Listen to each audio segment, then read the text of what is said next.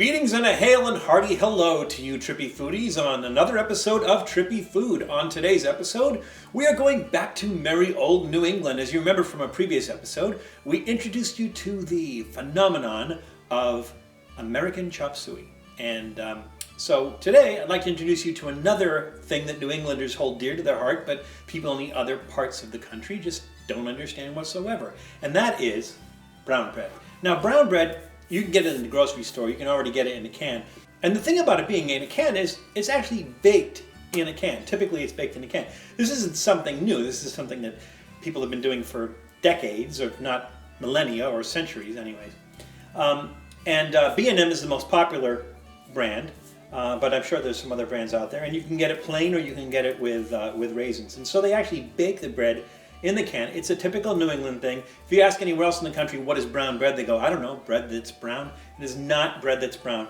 The typical preparation of this would be to open the can, slide it out, cut it into medallions, grill it with a little bit of butter, put some butter on it, and it's usually served with things like hot dogs and beans, something along those lines, which is probably what we're going to do. But we're going to take this one step further. So we're going to actually make the brown bread today, but we are also going to make our own brown bread. And we're going to see how they compare, how the store-bought one and the one that we make ourselves compares, and see if the one that we make ourselves brings us back to our childhood days of eating brown bread with franks and beans. So might as well get started. Okay, here's our finished product. One of these is out of a can, and the other one I baked myself. And to be honest with you, I can't remember which one it is. So this ought to be interesting. So essentially, to make the equivalent of B&M's famous brown bread, you need three types of flour. You need rye, you need corn flour, and you need white flour. And the thing about corn flour is you need to make sure that you get it very, very fine. If you use corn meal, it doesn't mix as well, and it's going to come out kind of a mess. There's a lot of molasses in there. We put some baking soda in there. Some of the recipes call for baking powder. Some of them are a little bit different. You can choose to put raisins in or not. Actually, the B&M one comes with or without raisins, so you can get that with or without raisins. And this is the typical way you would serve it with a hot dog and baked beans.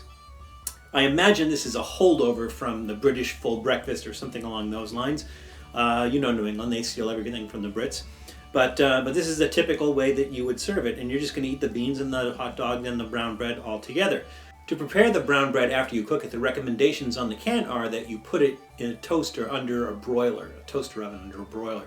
But typically what most people do is they get a pancake griddle or something along those lines, a little butter on there, put it on one side, a little butter on the other side, flip it over, and then when it's grilled, it's nice and it's ready to go. So we're just going to go ahead and we're going to try it, and we're going to see how well I did at making brown bread. So I'm going to try a piece first without the hot dog and beans, and then one with afterwards.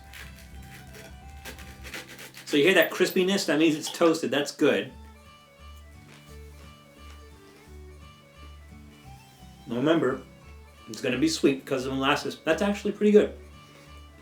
I think that might be mine, but it's legit. Now let's try this one over here. This one is moister. Not sure why. I think it's been sitting in a can for a while. Essentially, when you cook this thing, you're actually steaming it more so than baking it. So you mix it in a can, and a lot of people use a coffee can, but we like the irony of using a B&M baked beans can.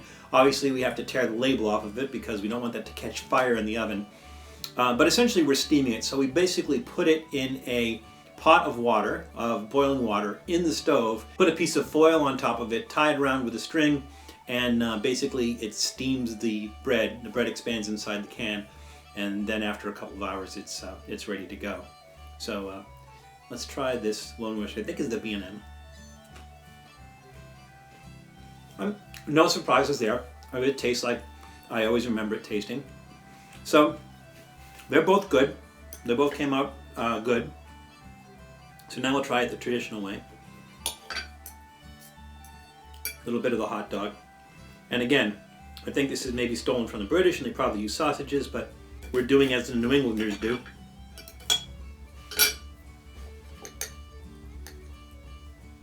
I actually baked these beans. I put them in the oven, a little bit of brown sugar, some Portland ketchup, which is spicier than regular ketchup, some pieces of bacon.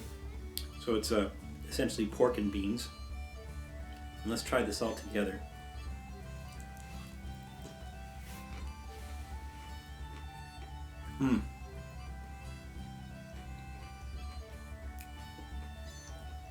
That's perfect.